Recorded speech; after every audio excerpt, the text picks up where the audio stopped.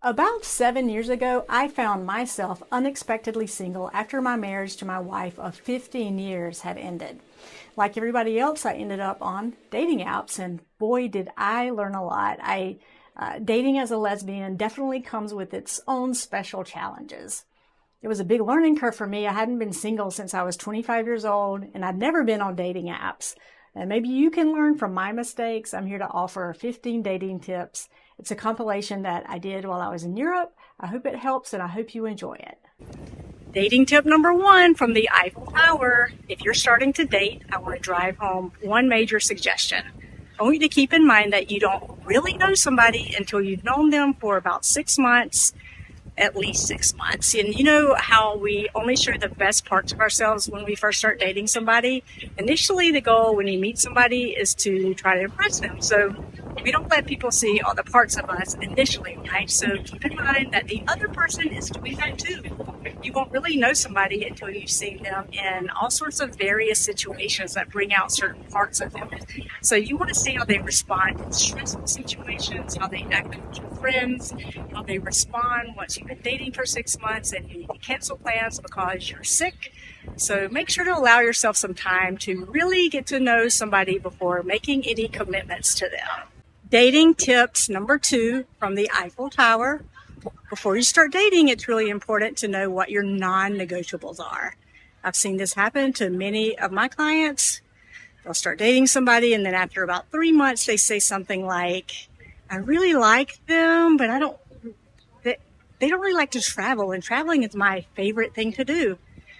Then you might end up feeling torn as to whether or not to keep dating them or call it off, because you know at some point this is going to be a big issue for you. So the way to avoid this situation is to write out your non-negotiables, and you'll have about 5 to 6 of these, and these are must-haves, and these are things that you don't want to compromise on.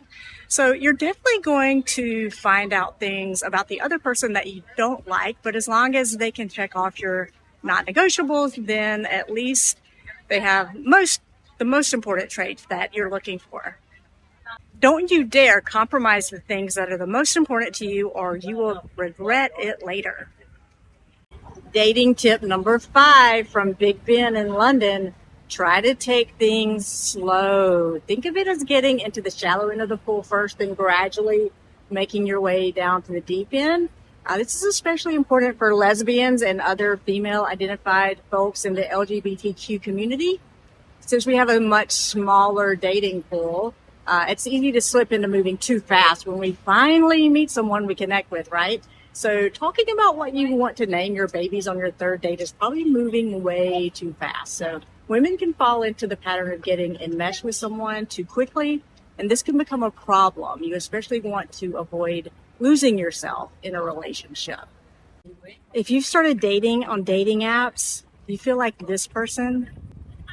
So if you're starting to date and are using dating apps, and I have a few suggestions. Number one is don't fall in love with someone that you've just been messaging on the dating app. Don't even get mildly attached to them before meeting them.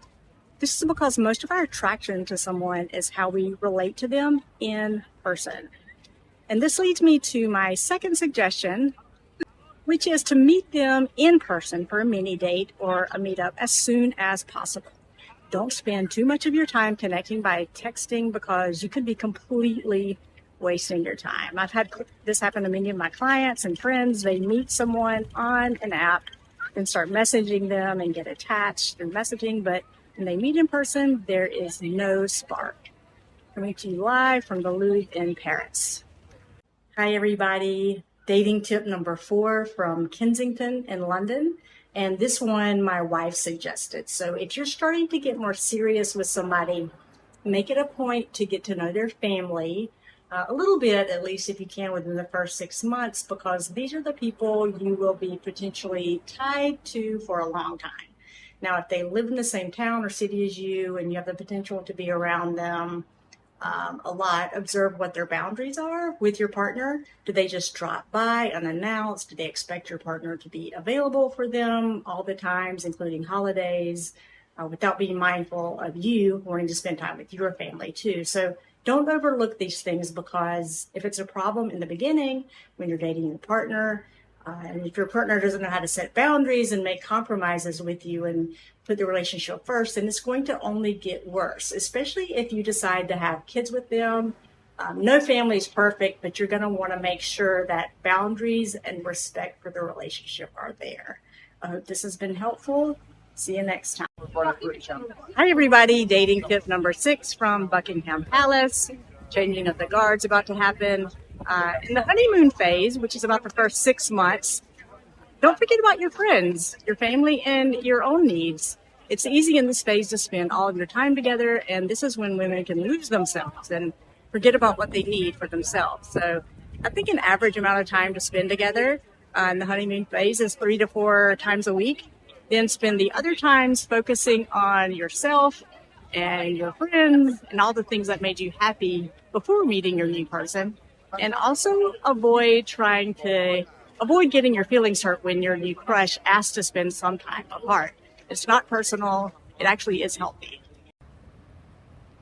Hi, everybody. Queer-friendly dating tip number 7 from Westminster Abbey.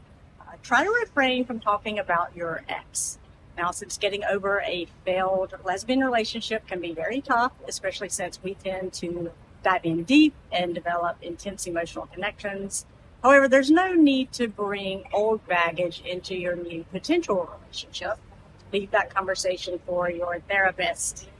If your new relationship progresses into something more, you might need to delve into the past some, but refrain from talking about it on your first several dates. There's no need to unpack any emotional baggage right away. Trust me on this one.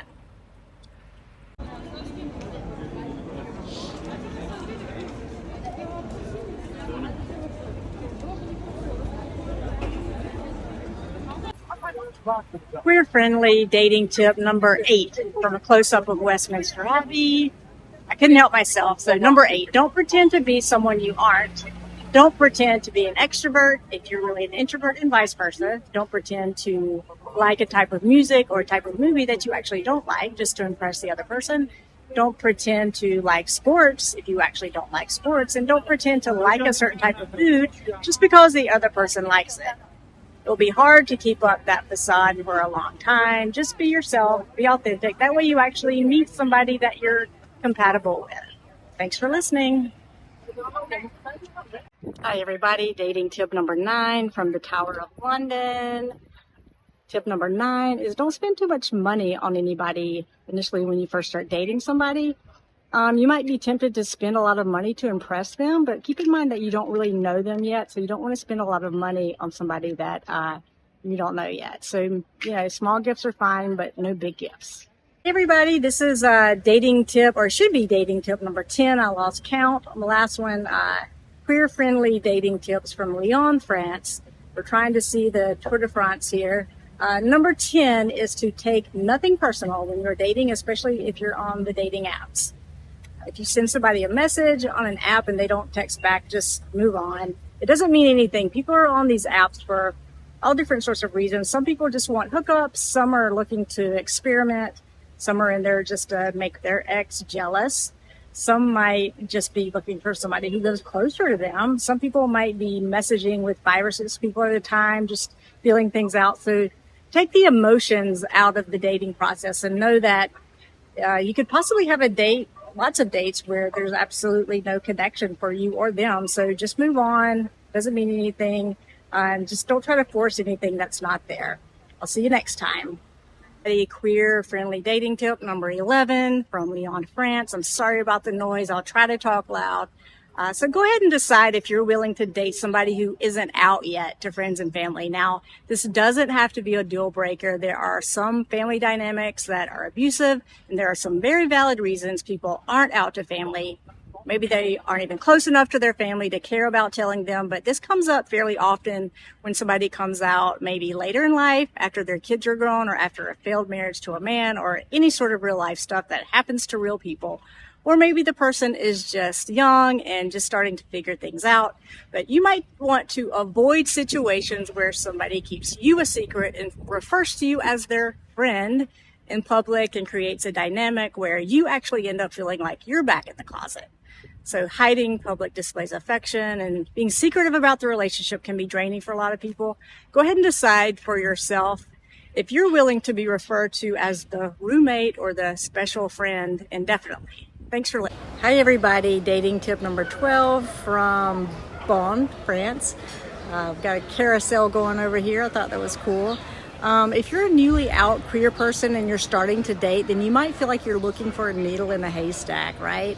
And honestly, it is harder trying to date as a queer person because only about 7 to 10% of the total population identifies LGBT, so it's even smaller for lesbians, like maybe roughly 3%, I think. So tip number 12 is that you might want to be on more than one dating site, and you might want to try ones that are just for women. I found my wife on the app Her, and although it wasn't as fancy as the others, at least I wasn't getting bombarded with hetero couples looking for a hookup. I think I met probably about 20 to 30 women over probably a year's time before I met my wife. So don't give up, just keep plugging away, and I'll see you next time. Dating tip number 13 from Bonn, France. We're at a beautiful winery here. Number 13 is to decide if you're willing to date long distance and what your radius is for dating. If you meet somebody that you really connect with online, but they live over an hour away, then ask yourself how willing you are to drive to meet them. Or are you willing to even date somebody out of the state or out of the country that you live in? Because keep in mind that if you really get serious with them, one of you is going to have to move, and that could be a deal breaker for you. So if you have kids or a job that you love and you can't move or don't want to move, then make that clear up front from the start when you start dating somebody long distance. Thanks for listening, and I'll see you next time. Hi everybody, queer-friendly dating tip number 14 from Paris in a cute little green space here with lots of roses. Just stopping to smell the roses, literally. Number 14 is to realize that the perfect person does not exist. Or even if they seem perfect at first, those rose-colored glasses will soon fade. There's really no easy person. We're all complicated and messy in our own ways. And I know I'm definitely not an easy person, so compatibility is important, and also knowing your non-negotiables. But keep in mind that there's not going to be one person who completes you or saves you or fixes you, if that's what you're looking for. All healthy relationships take a lot of work and willingness to compromise and make changes. So that's it. I'll see you next time for the last dating tip of my travels, number 15.